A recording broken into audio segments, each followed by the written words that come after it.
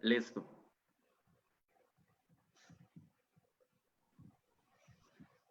Muy buenas noches, tengan todos ustedes. El día de hoy tenemos un conversatorio con el tema trabajo mental y oportunidades frente al COVID-19.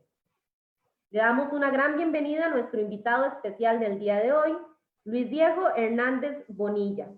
Él es máster en Psicología del Deporte y además asesora a federaciones deportivas como lo es la Federación de Fútbol. Bienvenido, Luis Diego, ¿cómo estás? Hola, buenas noches. Muchísimas gracias, Karina, por la invitación. Acá muy bien y pues bastante alegre de poder compartir en este espacio con ustedes y todos los seguidores del Comité Cantonal de Deportes y Recreación de Curridabat. Muchas gracias, Luis Diego. Bueno, ahorita un poco desilusionados con las noticias. En zona naranja, Curridabat, se duplican los cuidados, se duplican las medidas. Y bueno, hoy con este conversatorio queremos llegar a todos en sus hogares, cómo trabajar esa parte mental y la parte también de oportunidades, ¿verdad? No de frustración y de un montón de temas que actualmente estamos viviendo. Entonces, bueno, los dejo con Luis Diego. Les recuerdo también que nos pueden dejar sus consultas para tratarlas al final del conversatorio. Claro que sí. Bueno, primero, pues hablar sobre el tema de, como tal lo titula la charla, la parte mental y la situación de la pandemia, el COVID que tenemos ahorita padeciendo en todo el mundo. Y básicamente la propuesta inicial es hablar dirigido a todas las partes actoras del deporte, llámese deportistas, cuerpo técnico, dirigentes, etcétera. Yo creo que frente a esta situación de pandemia, hay una característica principal que es la que está siempre latente, y esta característica es la incertidumbre. Justamente estamos teniendo ruedas de prensa diarias hace ya 3 meses y resto, 4 meses, porque día a día tenemos nuevos lineamientos, noticias diferentes, nuevos avances científicos, etcétera. Y el paralelo que quisiera hacer, o la propuesta principal que quisiera hacer, es que esa misma dinámica que estamos viviendo hoy en día, en tiempos de pandemia, que tiene como por característica principal la incertidumbre, es una dinámica muy similar a la que se suele desenvolver en el ámbito del deporte y más en el del alto rendimiento. Porque si nos situamos, por ejemplo, en los entrenamientos, en la competencia oficial, torneos, etcétera, siempre está latente el no tener la certeza de qué va a pasar, si vamos a lograr alcanzar determinados puntos, ganar los partidos, superar tal récord, bajar marcas, lo que sea la modalidad deportiva, siempre hay muchas variables que no controlamos. Entonces yo creo que si hay una población que está especializada, que está acostumbrada a vivir en medio de incertidumbre, es la del alto rendimiento, la del deporte. Como les digo, normalmente los deportistas se preparan por medio de cargas físicas y cargas psicológicas en sus entrenamientos, y el mejor entrenamiento es aquel que se asemeja más a la realidad de la competencia. Sin embargo, nunca vamos a poder alcanzar ese entrenamiento perfecto porque la competencia como tal, o materia como tal, es única, es especial. E intentamos meter diferentes cargas de estrés y diferentes situaciones de incertidumbre para simular lo que van a vivir. Bueno, ahorita en este momento estamos pues en una situación de salud que efectivamente tiene una connotación más delicada, más seria. Estamos hablando de vidas humanas, no puntos, no trofeos, pero la esencia como tal, el deportista de alto rendimiento la tiene. Y voy a ir citando algunas habilidades para refrescar a todos la familia del deporte de lo que normalmente utilizan en este contexto deportivo, pero que también lo podemos utilizar en este momento frente a la pandemia. La primera habilidad, la número 1, es la capacidad de adaptación. El deportista de alto rendimiento es especialista en poder ajustar los diferentes recursos técnicos, tácticos y físicos que tienen a la situación que tienen enfrente. Entonces, este ajuste que al tiempo, cuando se hace en élite, se hace casi que de manera natural, está presente siempre para poder lograr el éxito. Entonces, en estos momentos necesitamos adaptar a la situación que estamos viviendo. Ahora, ¿cómo hacemos eso? Que es la pregunta principal. Lo primero que se debe hacer es hacer una especie de inventario de recursos, de fortalezas, de oportunidades, que es parte del tema hoy también, que podemos encontrar en esta situación. Normalmente el factor tiempo pre-COVID siempre había sido un problema, porque estamos en una sociedad con una velocidad altísima de quehaceres, de compromisos, y no teníamos tiempo para nada. Pues resulta que ahora que tenemos tiempo un poquito para mucho, en la mayoría de los casos, tampoco nos sentimos cómodos y también estamos quejosos. Entonces, siempre hay una disconformidad donde quiera que se le mire, ¿verdad? Entonces, en la capacidad de adaptación, número uno, hacer un inventario de los recursos que tenemos. Y el primer recurso más valioso que todos tenemos es el tiempo, ¿verdad? Entonces, ¿qué puedo yo hacer? ¿Cómo puedo utilizar, reutilizar este tiempo que tengo ahora de más? ¿O cómo debo ordenar el tiempo que tengo pues agendado para tareas familiares, para tareas laborales, ocio, sociales? Hay una aclaración que se ha dado recientemente sobre el concepto de distanciamiento físico y el distanciamiento social. Desde el punto de vista psicológico, estamos a favor del distanciamiento físico, porque el social sí que ha variado, pero no ha cesado, no se ha acabado.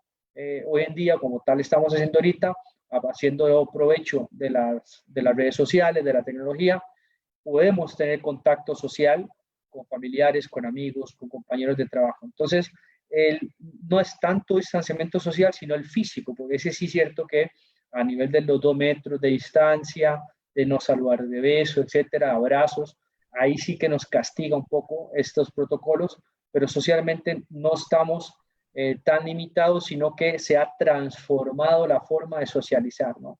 Entonces, bueno, ese es con el factor tiempo.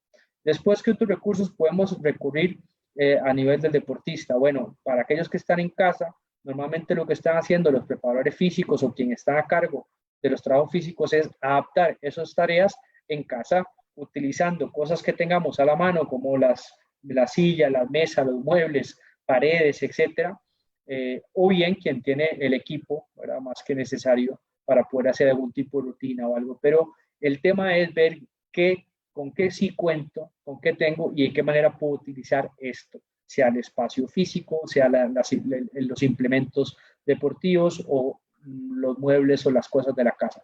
Ahí ya tenemos expertos en la ciencia del deporte que pues, son los más indicados en poder prescribir el tipo de ejercicio que sería el indicado en casa, ¿verdad? Después, siguiendo con el inventario, teniendo un tercer ejemplo, normalmente también tenemos que incluir la red de apoyo. ¿Qué red de apoyo es con la que yo cuento? Primero, normalmente esta familia, amigos, compañeros de trabajo, compañeros de equipo, pareja, si es el caso. Entonces, tenemos que tener 2, 3 puntos de apoyo básico para construir, tejer ese soporte social que en este momento es fundamental. Cuando hacemos ese inventario con lo que yo sí cuento, entonces ahí tenemos que plantearnos, bueno, ahora, ¿qué voy a hacer? ¿Cómo voy a utilizar este material que tengo, estos recursos que tengo? Y ahí es donde diseñamos un plan por medio de objetivos, por medio de metas, de qué es lo que queremos alcanzar. Y ese plan tiene que ir, ojalá, dirigido a las áreas básicas sociales, llámese trabajo, familia, deporte y ocio también.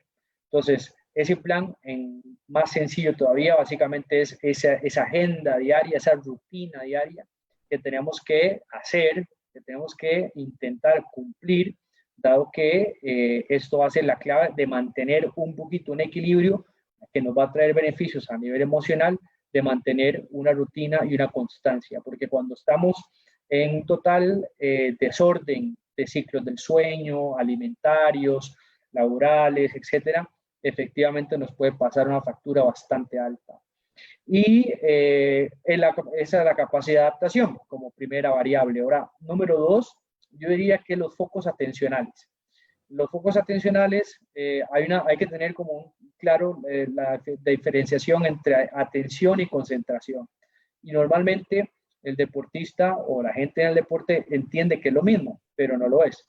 La atención es una variable hermana, son complementos de la concentración, pero básicamente la atención es la capacidad que tenemos como personas de poder elegir o seleccionar diferentes estímulos que están en el ambiente, y esto llámese estímulos sónicos o estímulos visuales, etcétera.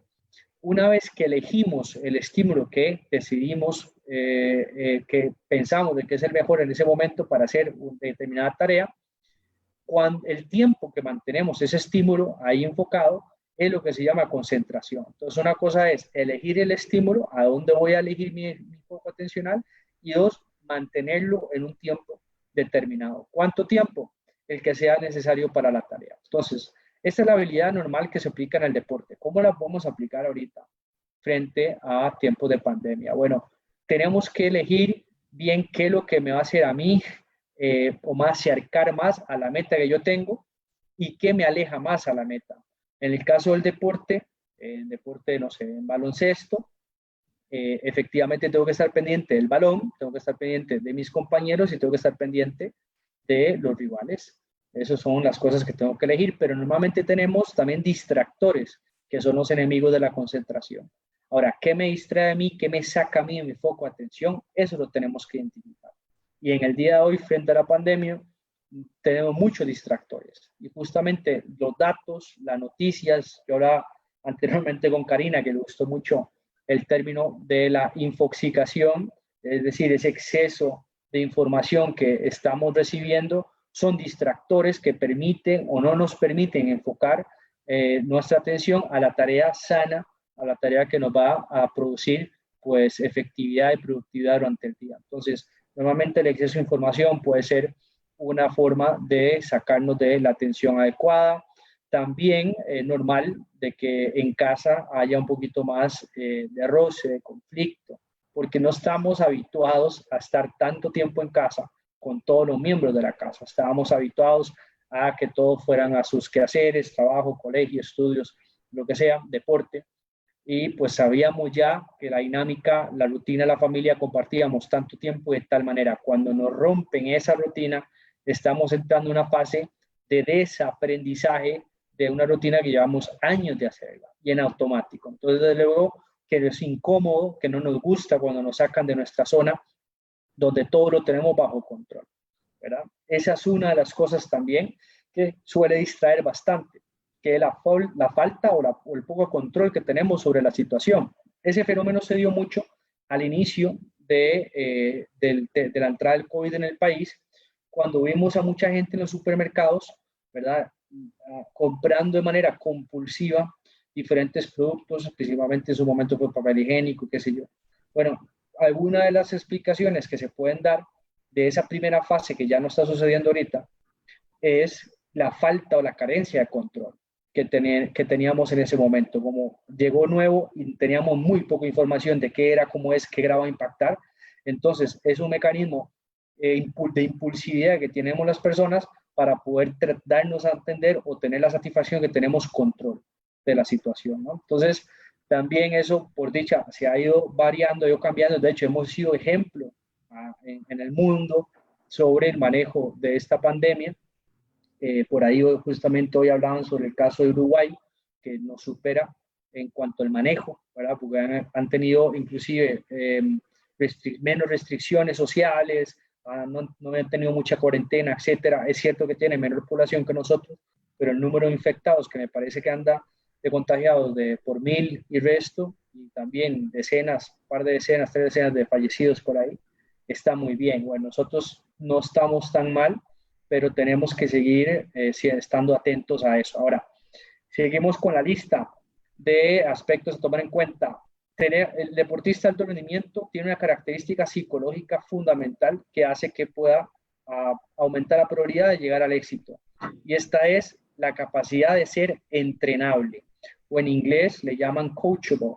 Es decir, la capacidad de seguir órdenes, la capacidad de seguir instrucciones y cumplirlas. Esta habilidad la tienen los deportistas de alto rendimiento, que no es nada fácil y no es nada agradable tampoco. No es nada bonita, porque que nos estén armando la rutina el día a día, como lo tienen los deportistas, levántase tal hora, haga el entrenamiento, regrese, coma, vaya a fisioterapia, duerma, o sea, tienen la vida hecha, armada y sin posibilidad a alguna objeción. Entonces, esta característica es muy buena, propia también de militares, ¿verdad? Los militares pues están sometidos a cualquier orden y acatarla y ejecutarla. Entonces, ¿sí? Perdón, ahora que tocas ese tema y que me parece bastante importante, actualmente el Comité de Deportes mantiene todas sus disciplinas virtualmente, vía Zoom, y sí ha sido bastante difícil. Yo sé que obviamente no va a ser lo mismo, como vos decías, no va a ser lo mismo entrenar en una cancha con un balón, a hacer más que un trabajo físico en natación, en algunas disciplinas que en definitivo no se pueden adaptar. Pero esa frustración que manejan los deportistas, no solo la manejan ellos, la manejan los niños, la manejan los padres en sus casas. ¿Qué medidas o qué podemos, cómo podemos manejar esa frustración que actualmente se nos está dando por esta pandemia? Sí, la frustración es justamente otra emoción, otra sensación característica de este momento.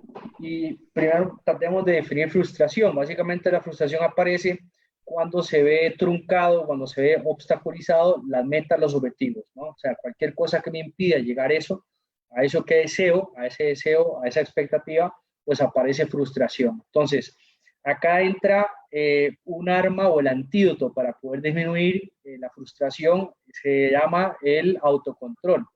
Y quizás quisiera comentar brevemente un estudio que se hizo que nos ayuda a entender muy bien ese tema de autocontrol y cómo manejar frustración, que se hizo pues, a mediados finales de los 1900 en una universidad de Estados Unidos, me parece que en Stanford, en donde hicieron un test social, un experimento social que se llama el test de marshmallow.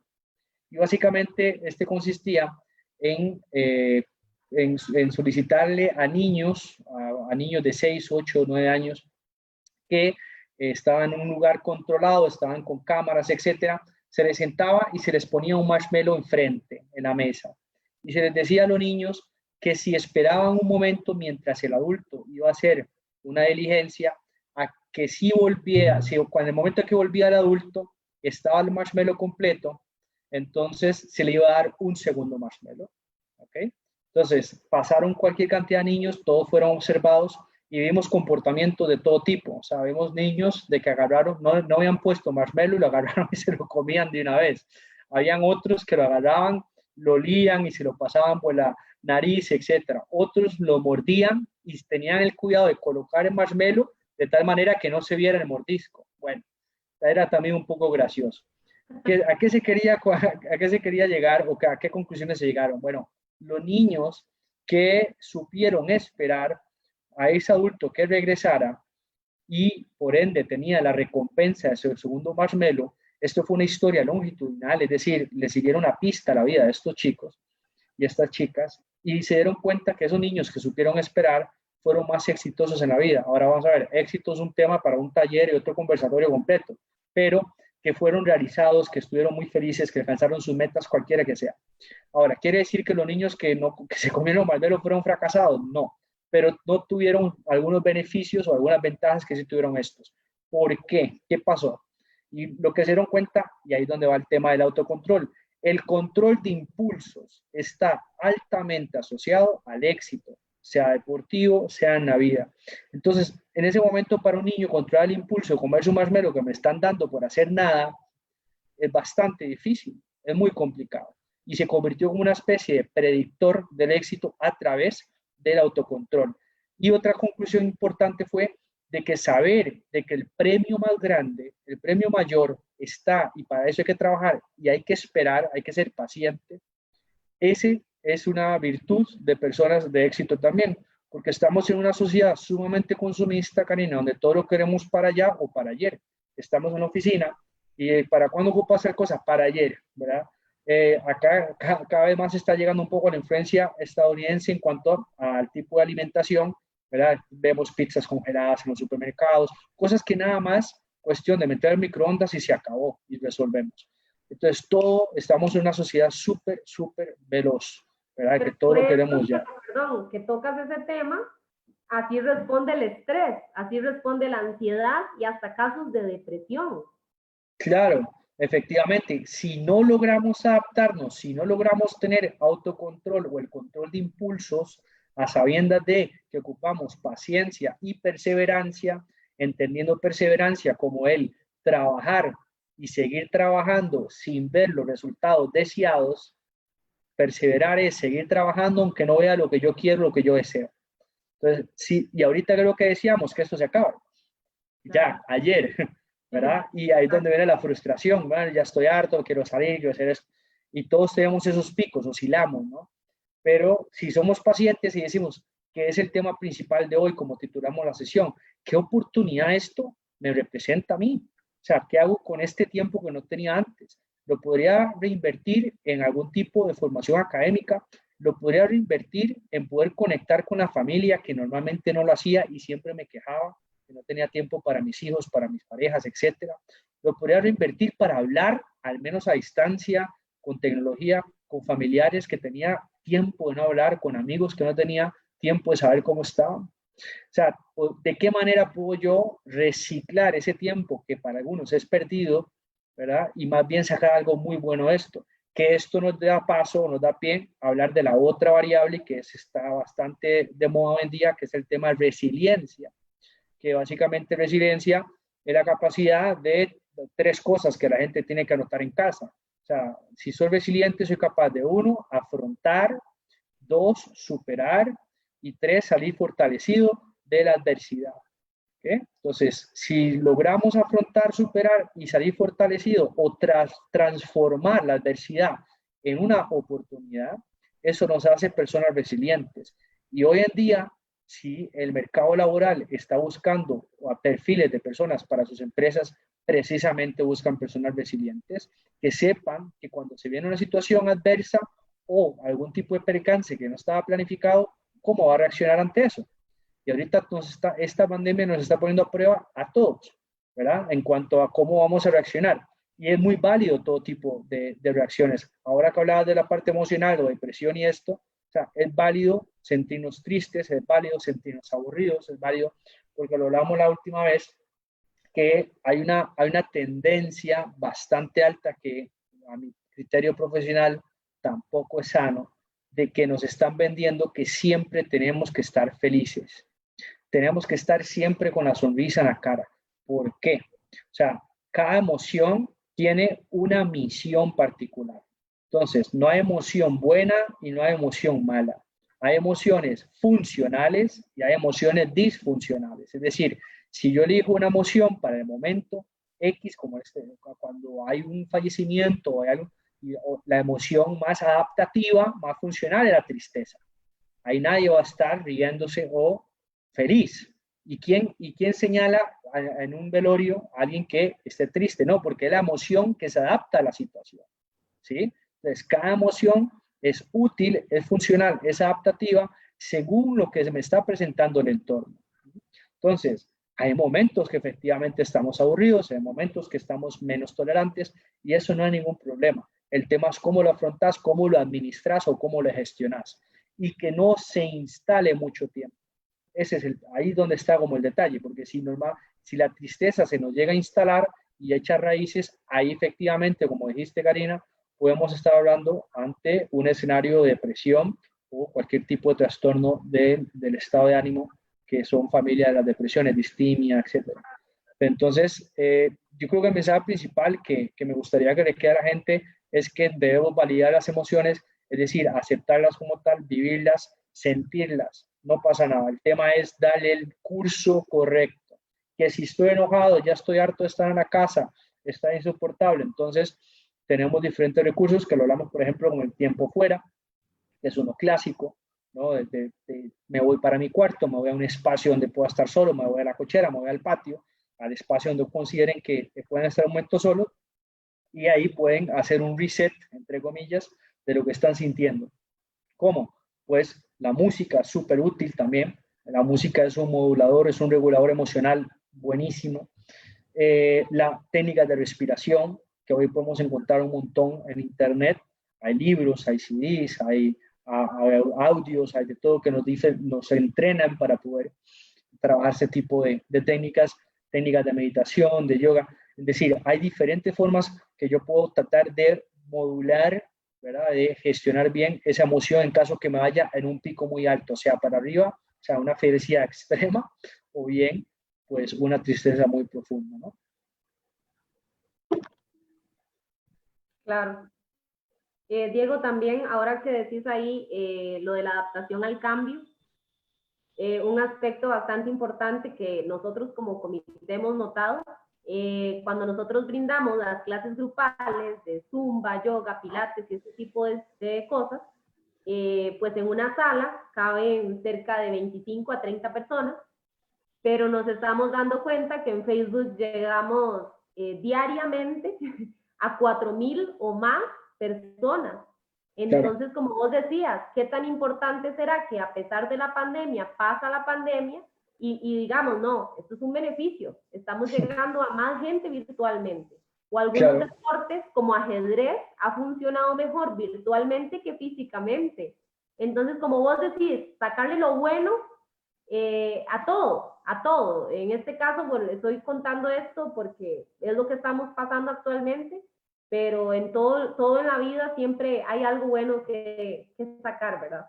Sí, efectivamente. Yo creo que como el COVID nos ha enseñado bastantes cosas, o esta moda de pandemia, y muchas modalidades y muchos hábitos que estamos construyendo ahorita llegaron para quedarse.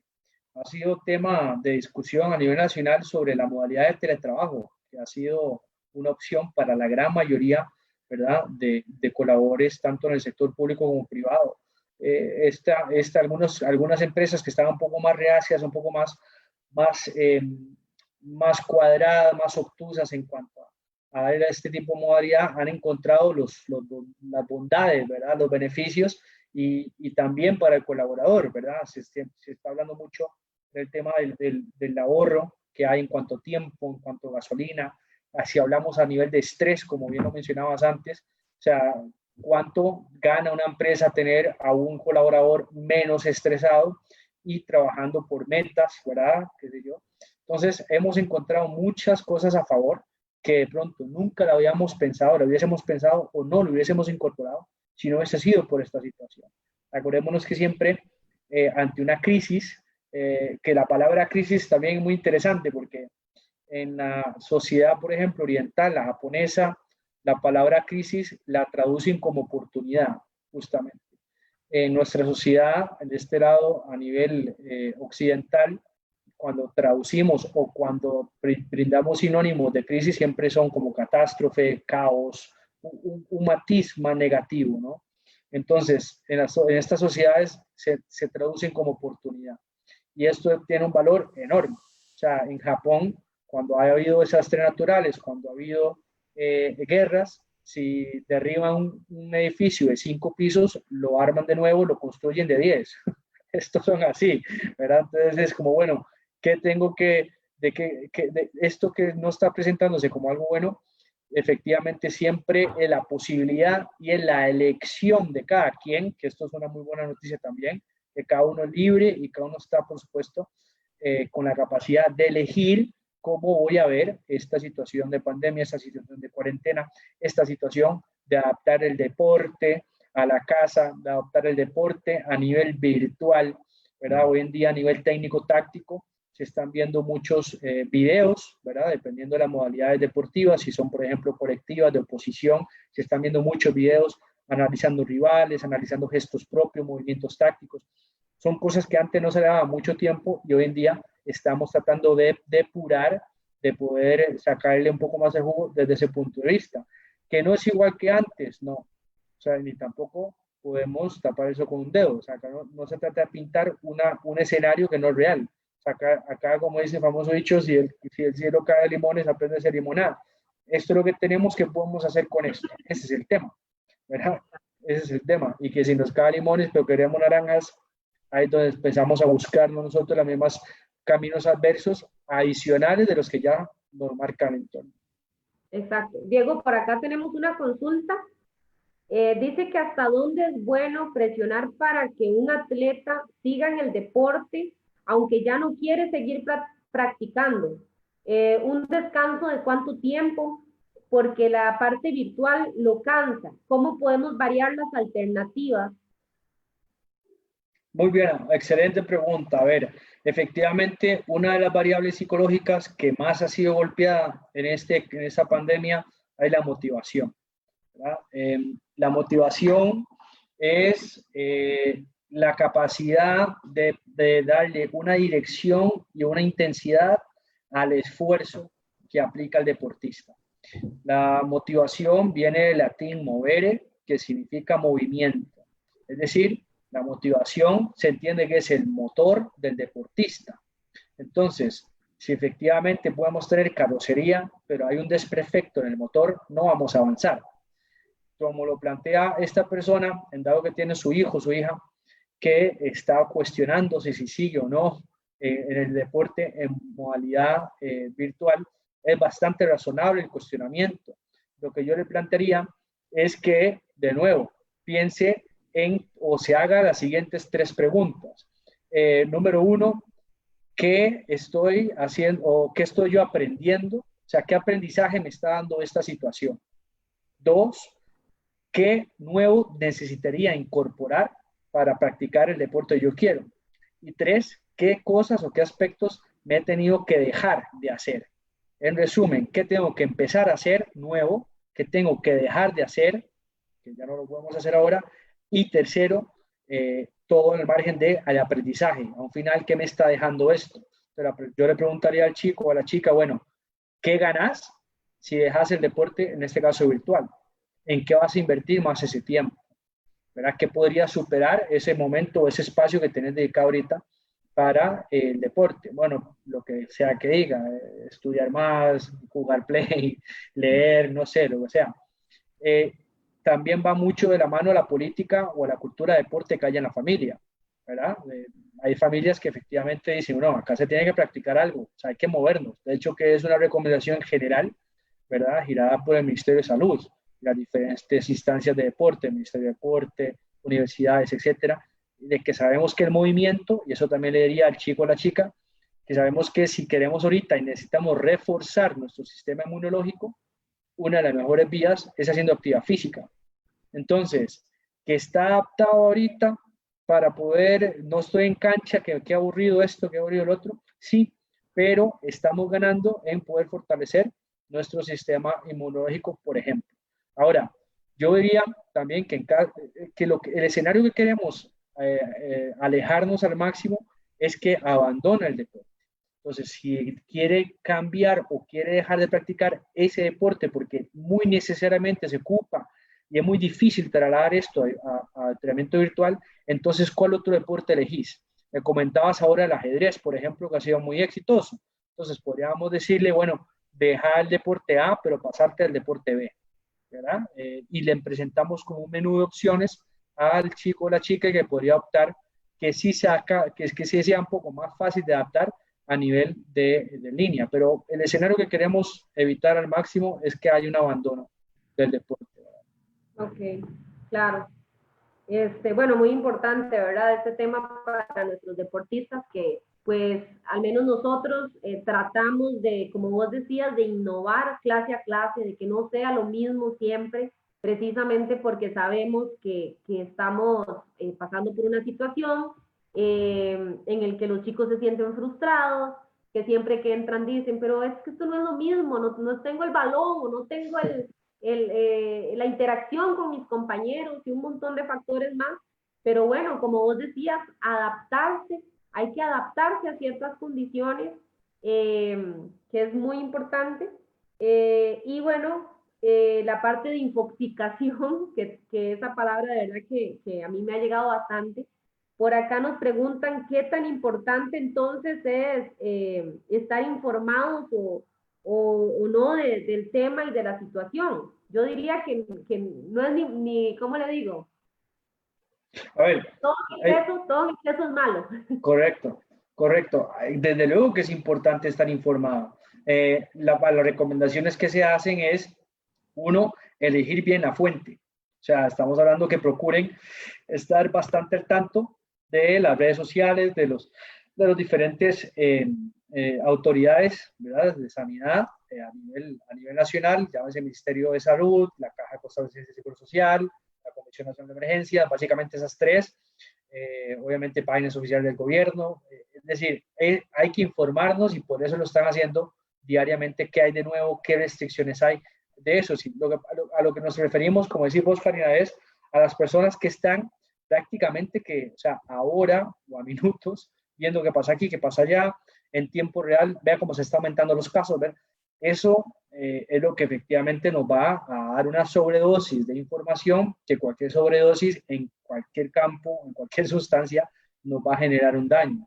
Tan malo es la persona que no se informa del todo, que esas son personas que están en un estado de negación altísimo ante esta situación, que es una forma también, un mecanismo que normalmente las personas suelen también utilizar, el negar esto, porque lo ven bastante, no consideran que no tienen los recursos necesarios para afrontar e inconscientemente lo niegan. Entonces, tampoco es o tan malo es no informarse nada como informarse de todo y más, ¿verdad? Entonces, como decís vos, el balance es la clave. Ok. Bueno, por acá dicen cómo podemos enfrentar la frustración por aislamiento en el hogar. Bueno, de nuevo. Esto para las personas que están todas en, ¿verdad? Tal vez trabajo virtual, los niños, ¿verdad? También por ahí, la esposa también. ¿Cómo trabajamos esa parte? Sí, ahí primero la pieza clave que tiene que primar en la familia en ese aspecto, uno, es la comunicación. Es decir, la comunicación y nombro tras C, que es la coordinación. Tenemos que coordinar tiempos, tareas, responsabilidades, deberes en el hogar. Entonces, si ya estamos todos dentro de casa, o algunos trabajando, otros en clases, otros cuidando, debemos de generar literalmente una distribución de roles. Y esta es la similitud que pasa en los equipos, Karina. O sea, en los equipos o en los deportes colectivos, cada jugador, cada miembro del equipo tiene un rol y tiene una tarea y sabe qué le corresponde hacer y qué no le corresponde hacer, ¿verdad? ¿Qué es lo suyo y qué no es lo suyo? Entonces, eso es parte del éxito para que un equipo pueda alcanzar sus objetivos. La distribución, y eso tiene un nombre en psicología de deporte que se llama cohesión, o sea, tenemos que crear cohesión. Y los tres pasos para poder crear un equipo deportivo cohesionado y una familia con el número de miembros cohesionado son los siguientes. Uno, la claridad del rol. Dos, la aceptación del rol. Y tres, el cumplimiento del rol. ¿Okay? Entonces, la primera, imaginémonos en casa de que es como cuando vamos a ver una película o vamos a ver una obra de teatro. Cada personaje tiene su guión, se tiene que aprender sus líneas y sabe cuándo aparece en acción, cuándo entra en escena y cuándo sale.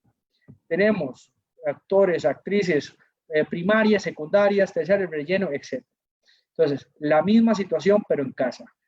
Entonces, vamos a repartir los guiones, o sea, las tareas que le toca hacer a quién, cuándo, qué, cómo, y se reparte. Leemos lo que nos toca hacer, la mamá, el papá, el hijo mayor, el del medio, el menor, a tal hora te corresponde hacer esto, ¿no? Se discute, se conversa. Acá la negociación es fundamental y entendamos negociación como la capacidad de poder ceder en una parte de lo que nosotros queremos, ¿verdad? Y que la otra parte también ceda. Y la negociación es cuando usted cede y yo cedo, encontramos un punto en común. Ese es el arte de negociar. Entonces, si yo prefiero lavar los trastos antes de la basura, a ver, ¿quién me cambia esta tarea? Pues yo es que esta no voy mucho con ella, venga, yo se la cambio. Y empezamos a interactuar, y empezamos a coordinar y a negociar. Entonces, cuando ya está claro las tareas, los roles de la casa, va a la segunda fase, que es la aceptación, que es el compromiso, a que, ok, listo, yo lo voy a realizar así. ¿Ok? Y la tercera, una vez que ya está aceptado, pues en marcha, ponerlo en marcha, accionarlo. Entonces, esos mismos pasos que se llevan a cabo en un equipo, lo vamos a trasladar en las familias. Y por supuesto que en todos los equipos siempre va a haber conflicto. Y el conflicto, bien gestionado, es bastante importante y más bien muy beneficioso. Claro. Por acá nos dicen cómo manejamos el estrés laboral y cómo aumento la resiliencia durante la pandemia del COVID-19. Bueno, el estrés laboral obviamente va a depender de muchas variables, jornadas, el tipo de trabajo. Hay trabajos que por naturaleza demandan más estrés que otros, pero digamos que tratemos de dar alguna recomendación general. El estrés, va de nuevo, el estrés es una variable que es neutral. Si yo les pregunto ahorita a esta persona que nos pregunta, si un arma es buena o es mala, posiblemente me dirá, depende. Depende de la situación, si estoy entrenada para usarlo, estoy entrenado para usarlo, si es en defensa personal, si es para saltar, depende. Ok. El dinero es bueno o es malo, depende.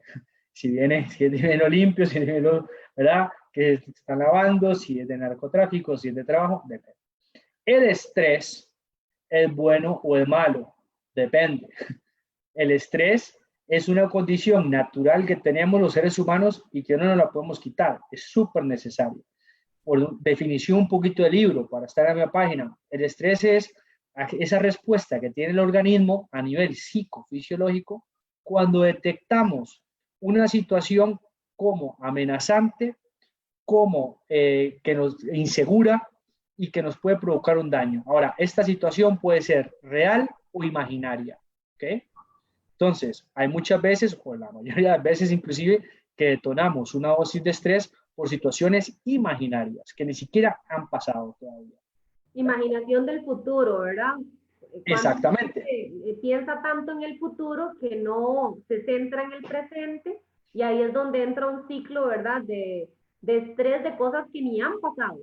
Correcto. Eso que señalas vos, y podemos hacer un paréntesis porque es muy valioso lo que mencionas, cuando nuestro pensamiento se sitúa en el futuro, ahí es donde aparece la famosa ansiedad. O sea, la ansiedad se entiende como una emoción negativa, o como dije yo antes, no me gusta hablar de emociones negativas o positivas, pero en los libros, en la mayoría está así.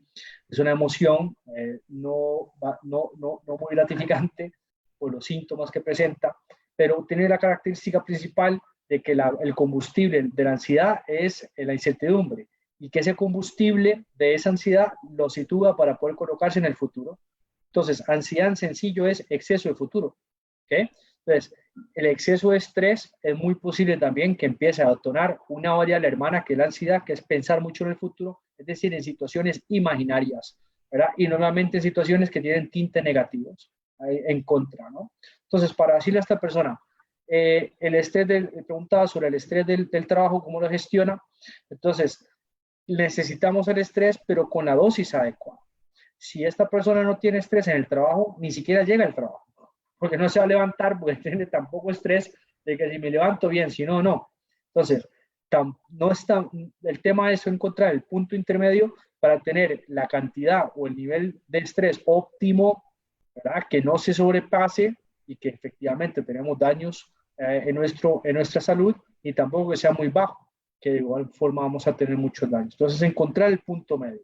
No sé las tareas, no sé a qué se dedica, pero bueno. Y en cuanto a la resiliencia, que lo decía esta persona también, entonces, que va de la mano con el estrés, es decir, las situaciones, las vicisitudes, las diferentes situaciones adversas que tengo en el trabajo, de qué manera puede ser esto, de que me fortalezca, de qué manera esto me puede hacer crecer, aprender y ser diferente, ¿verdad? Porque normalmente la idea es que hoy seamos mejor que ayer y mañana seamos mejor que hoy, a nivel laboral, a nivel personal, etcétera. La idea es hacer de nuestra vida una mejora continua, no somos un producto acabado, ¿verdad? Somos un producto, para poner el ejemplo, en constante producción, en constante movimiento, en constante cambio. Entonces, tal vez como no tengo mucha información del tipo de trabajo y tal, pero normalmente básicamente es tratar de buscar un punto de equilibrio, ¿verdad? El estrés es bueno, una dosis adecuada, y la resiliencia en todo momento que se puede aplicar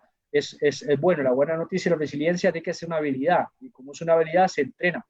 ¿Qué cosas a tomar en cuenta para ser resiliente? Para esta persona que pregunta, red de apoyo, No hay persona resiliente si no tiene una red de apoyo, es decir, familia, amigos, tengo que conversar con alguien, tengo que sentirme apoyado por alguien, con la pareja, etc. Dos, el humor. El humor es fundamental. Yo creo que hoy en día, y eso es una apreciación muy personal, no es casualidad que una aplicación, que una red social como el TikTok esté siendo tan potente hoy en día. ¿Por qué?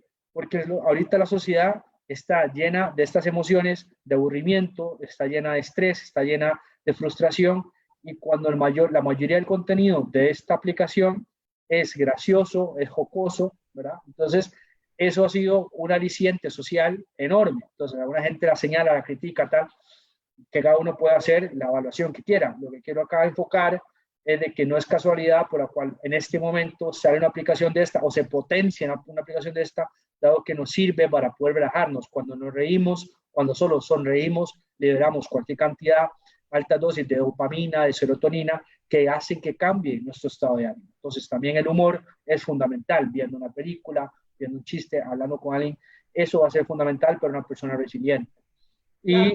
¿Verdad? Diego, ahora que tocas por ahí, dice que va con el tema, ¿cómo desarrollamos una personalidad resistente en tiempos de coronavirus? Bueno, excelente. De hecho que hay muchos autores que hablan que la resiliencia se ve como un rasgo de personalidad. Entonces, para contestar a esta persona, hay un autor francés, Mansiux, que dice que la personalidad resiliente se puede asemejar o se puede buscar una metáfora que es la del resorte. Si vemos el mecanismo de un resorte, cuando tenemos un resorte y le dejamos caer una piedra o cualquier objeto, normalmente lo que hace efectivamente es ir para abajo, pero la pregunta, ¿baja con la misma fuerza con la que sube? ¿Qué crees vos? Claro que no. Correcto. Cuando baja es una fuerza, pero cuando sube, sube con más fuerza.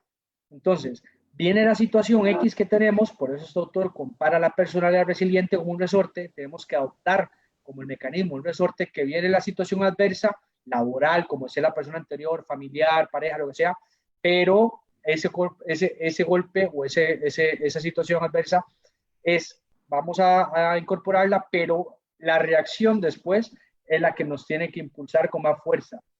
Esa es la personalidad resiliente, es decir, no está mal que ante una adversidad, ante el COVID, como lo dije antes, si nos sentimos mal, si nos aburrimos, si nos frustramos, si estamos menos tolerantes, eso es súper bien porque su resorte está yendo hacia abajo. El tema es, cuando vaya hacia arriba, tenemos que darle un buen contenido de aprendizaje para que pueda efectivamente cumplir el criterio de que pueda transformar la adversidad en algo positivo, en una oportunidad. Entonces, básicamente es ver las situaciones complicadas que diariamente vimos y que sí nos va a golpear, pero el problema no es si me desinflo. El problema es de que más bien el ir hacia abajo va a ser clave para poder impulsarme, o ese efecto trampolín, digamos, que buscamos. Y la personalidad también, para terminar de contestar a esta persona, básicamente en psicología hay más de 100 teorías de la personalidad, para que tengan una idea. O sea, no hay una verdad absoluta, pero la gran mayoría estamos de acuerdo en que la personalidad tiene dos componentes básicos, una hereditaria y otra aprendida. Entonces, depende de las personas, para esta persona, a este que nos pregunta, hay personas que nacen con una resistencia mental, una fortaleza mental ya genéticamente heredada, y otros que también la pueden formar a nivel de aprendizaje social. Ahora, si tenemos personas que naturalmente nacen con una alta fortaleza mental y la entrenan, ahí tenemos a un Michael Jordan, por ejemplo, ¿entendés? Son personas ya fuera de serie, ¿verdad? Que son casi que no son humanos, pero la personalidad resiliente o el mental toughness, que le llaman algunos autores en Estados o en la literatura anglosajona, la resistencia, la fortaleza mental, pues tiene que ver con algunos rasgos, algunas características que se pueden trabajar, se pueden moldear, y creo que eso es una buena noticia también. Claro, gracias, Diego. Por acá nos preguntan, bueno, ya con estas dos preguntitas vamos cerrando el día de hoy. Nos preguntan, ¿por qué siento tanta ansiedad en las madrugadas y noches? Bueno, muy bien que ella lo pregunta. De nuevo, cada caso lo ideal para esa persona es poder hacerte una entrevista para poder darte de pronto una respuesta más precisa. Así con generalidades, que la curiosidad o la pregunta que es en el momento que aparece mayor ansiedad, muchas veces, no digo que sea su caso, pero muchas veces en el día a día, en el estrés del día a día, no tenemos tiempo para poder pensar en esas cosas o en esos disparadores de ansiedad. Algunas veces los síntomas de ansiedad aparecen cuando los invocamos por medio de nuestros pensamientos o aparecen porque en el día nuestra psique, nuestro aparato psíquico está luchando, ¿verdad? Con todos los quehaceres, y cuando ya, ¿verdad? Deja de luchar, ¿sí? Intenta descansar y aparecen esas cosas. Es como para poner un ejemplo más fisiológico. Claro, cuando aparece, por ejemplo, cuando estamos en una situación de mucho estrés, en una actividad de mucho estrés laboral, por ejemplo, cumplimos los objetivos y cuando llegamos a casa nos empieza a doler todo y más bien se exacerba los dolores. ¿Por qué no me dolía antes los pies cuando estábamos en el fin de semana de la actividad y el lunes martes estoy muerto? Bueno, porque en el cuerpo tenía que asumir esa tarea, ¿verdad? Sacar la tarea y después te pasa la factura. La factura te la va a cobrar, te la va a pasar siempre. Entonces, es posible, es una hipótesis, la verdad no podría decir con mayor certeza, pero el tema es uno, de que lo has identificado. Otra cosa que tal vez te pueda dar un poco de luz es que la ansiedad normalmente tiene tres tipos de respuestas.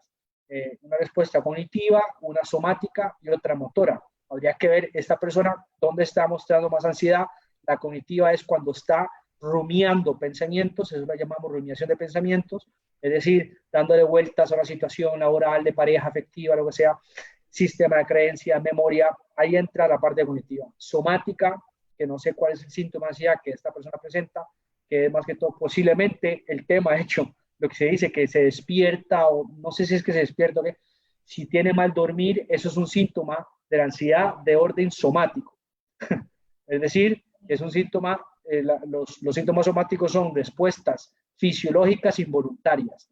Cuando tenemos resequedad en la boca, cuando tenemos poco control de esfínteres, nos da más ganas de ir al baño, cuando tenemos dolores estomacales, cuando no dormimos bien, eso es una ansiedad de orden somático. Y motora tiene que ver más en el deporte cuando la tensión muscular se eleva muchísimo o más bien disminuye mucho y no tiene la tensión muscular justa para poder hacer ese gesto técnico según la modalidad deportiva. Entonces, es difícil darle al clavo al caso de esta persona, pero por lo menos un poquito de información que la pueda ilustrar. Claro, no, más que claro, son muchos factores los que intervienen y obviamente pues cada persona es diferente, cada persona se va a desenvolver distinto y cada persona hasta le afecta diferente, ¿verdad? Pues cada situación. Y bueno, ya para cerrar, nos indican acá, consejo para los entrenadores. Me imagino que viene igual con toda esta parte que estamos hablando, nos enfocamos sí en los niños que están recibiendo las clases, que se frustran, pero también al entrenador, al maestro que está detrás de pantalla, ¿verdad? Que día a día se levanta, hace un trabajo, todo y a veces no funciona. Qué tan frustrante, ¿verdad? También es eso, no se conectan los atletas, cómo los hago atraerse más, cómo los motivo. Entonces, bueno, para cerrar, entonces, ¿hay algún consejo también para los entrenadores? Claro, bueno, para los entrenadores creo que ha sido una oportunidad, un reto de poder poner a prueba su creatividad, ¿no? Muchos estaban acostumbrados un poco a usar tecnología, otros más o menos, otros no del todo. Esto ha pasado, como bien lo decías, Karina, con profesores también, con docentes. Hay unos que efectivamente están aprendiendo esto de cero, y que a los mismos chicos, los mismos alumnos les lleva más ventaja a los profesores, ¿no?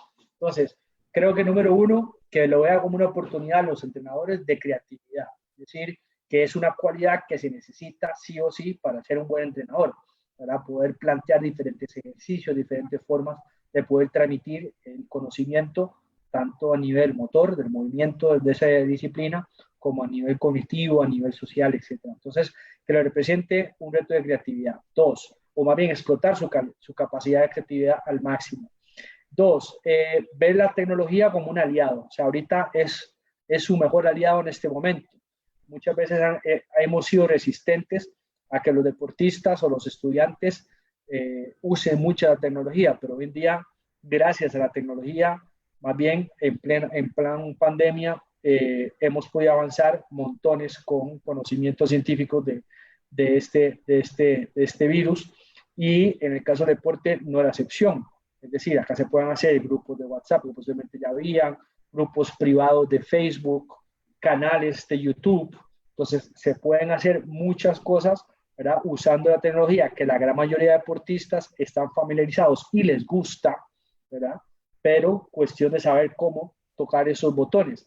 Acá que vos mencionabas, Karina, el tema motivacional, para los entrenadores ilustrar es un poco, podemos ver la motivación del deportista como si cada deportista fuese un piano. Entonces, el entrenador debería de saber cuál tecla tocar para motivar al deportista A y saber que el deportista B le suena más armonioso esta tecla, esta melodía. Entonces, el buen entrenador sabe que muy bien qué tecla debe tocar para poder activar determinada emoción y determinada conducta. Hay un principio de la mercadotecnia hoy en día que dice que no se puede vender o lograr que las personas compren sin antes activar una emoción. Entonces, el entrenador es igual, el entrenador tiene que vender ideas, tiene que vender conceptos. Claro. Entonces, para poder aumentar la probabilidad de que te compren esa nueva forma de entrenar, tienes que tocar emociones, fibras emocionales. ¿Y qué es esto? A través de videos, a través de casos reales. Hoy en día tenemos, por ejemplo, un atleta nacional que ha sido bastante reconocido y ha visitado muchos medios, Junior Oporta, que efectivamente cuenta una historia de vida pues, bastante llena de un espíritu de superación, de resiliencia pura, y ese tipo de cosas efectivamente nos ayuda a encender. No es que presentando casos de eso la tenemos resuelto, son complementos, ¿verdad? Para poder encender la chispa al deportista y ver, vamos a ver, de qué nos estamos quejando. nos estamos quejando de que estamos a un clic de conectar con tu compañero y con tu entrenador. Nos estamos quejando de que puedo contar con el mucho o poco recurso que tenga en casa para poder adaptar lo que mi entrenador me está enviando. Nos estamos quejando de que puedo ver videos de personas expertas en mi campo, en mi deporte que yo quisiera imitar. O sea, el tema emocional tiene que ser tomado en cuenta siempre. Y tal vez para cerrar, esa conexión que tienen que hacer con sus deportistas. Hay un principio de la corriente de psicología positiva, bueno, no corriente, es una metodología que también está un poco de moda, es bastante clásica, pero en Costa Rica ha llegado hace poco, o a tomar más fuerza hace poco. Es un principio muy bueno que me gusta, habla con entrenadores, que se llama conexión antes que corrección. Entonces, si quieren corregir o modificar una conducta, que estamos ahorita hablando de modificar patrones, hábitos, conecten primero con su deportista. ¿Qué es conectar con su deportista primero? Podemos hacer conversaciones individuales por Zoom, ¿qué ha pasado en tu casa? ¿Qué nuevo has tenido? ¿Qué oportunidades has tenido? ¿Qué desventajas has percibido? ¿En qué te puede servir? ¿Cómo te has sentido? ¿Cómo está tu familia? Empezamos a conectar y ahí vamos mapeando deportista por deportista cuál es el estado actual de mi equipo, ¿verdad? Tenemos unos acá que están en situación compleja, muy económica, muy importante, otros que les ha venido súper bien, otros que se quejan de la parte académica que están muy saturados. Eso es una verdad. Yo que trabajo con muchos deportistas de colegio, me dicen de que están sobresaturados. Precisamente creo yo, es una hipótesis mía, porque muchos de los docentes no manejan bien, no calibran bien las cargas que dejan académicas y prefieren dejar una avalancha académica para decir, ya me cercioré que este está haciendo algo. Pero cuando te hace eso, cuando te hace eso, el profesor de mate, el de estudio, que te hacen esto todos, no hay forma, ¿verdad? Que el estudiante salga adelante. Entonces, si yo soy entrenador y un estudiante me dice, profe, es que miras, me están dejando esto, y cuando vos me convocas a que me conecte, profe, yo no quiero nada, o sea, yo ya estoy cansado. Cuando conecto con esa realidad, perfecto, tomo nota, tranquilo, entonces vamos a hacer mejor las charitas, te parecen 15 minutos nada más, y ves el video cuando podés, y después me contestas, sí, listo, ahí estamos conectando para después corregir. Wow, qué difícil. Vos lo presentás tan sencillo, pero sí, es cierto, todos los atletas, todas las personas tenemos diferentes situaciones y a veces creemos que todos van a tener acceso a un celular, que todos van a tener acceso a una computadora, que todos van a tener acceso a Zoom, que todos van a tener, en cuando hablamos de niños, que todos van a tener al papá ayudándole, y no es así. Todos tenemos diferentes situaciones que debemos revisar y decir, ok, ¿cómo le entro a este? ¿Cómo le ayudo a este? ¿Cómo, verdad? A cada persona. Sí trabajamos mucho en la creatividad, que como vos decís es algo muy importante, pero sí necesitamos revisar en cada uno qué es lo que necesita para poder llenarlo, para poder llenar ese vacío y llegarle al atleta. ¿Qué tecla debo tocar? Porque no es igual. Me encantó, de verdad. Bueno, yo creo que ya con esto nos despedimos. De verdad que un placer. Muchísimas gracias, Luis Diego. Ha sido un honor, de verdad, tenerlo por acá. Y bueno, antes de despedirme de mi parte, quisiera recordarles que a partir de la próxima semana vamos a tener nuestras ferias de emprendedores. Estas ferias van enfocadas a toda la gente que reside en Curridabat, que tiene una empresa que quiera darla a conocer y que bueno, por este medio lo vamos a hacer llegando a toda la gente en sus casas para que puedan sacar esas empresas adelante con toda esta situación de la pandemia que sabemos que es bastante difícil, pero que también, como dice Luis Diego, que debemos adaptarnos al cambio, sacarle lo bueno y buscar formas y soluciones para salir adelante todos juntos. Con esto me despido, les dejo a Luis Diego para que igual se despida y muy buenas noches a todos. No, muchísimas gracias, Karina, a vos por la invitación. De verdad que pues me he sentido muy a gusto en este tiempo de compartir con vos y con las personas que estuvieron haciendo las preguntas y participando también. Y bueno, ese fue el objetivo, digamos, de conversar un poco de la situación del deporte, situación pandemia, qué virtudes tenemos y acciones hacemos en el deporte de alto rendimiento que podríamos aplicar aquí también. Y hay una frase muy buena que dice que al final todo va a salir bien. Y si no sale bien es porque todavía no es el final. Bueno, así finalizamos el día de hoy. Muy buenas noches a todos.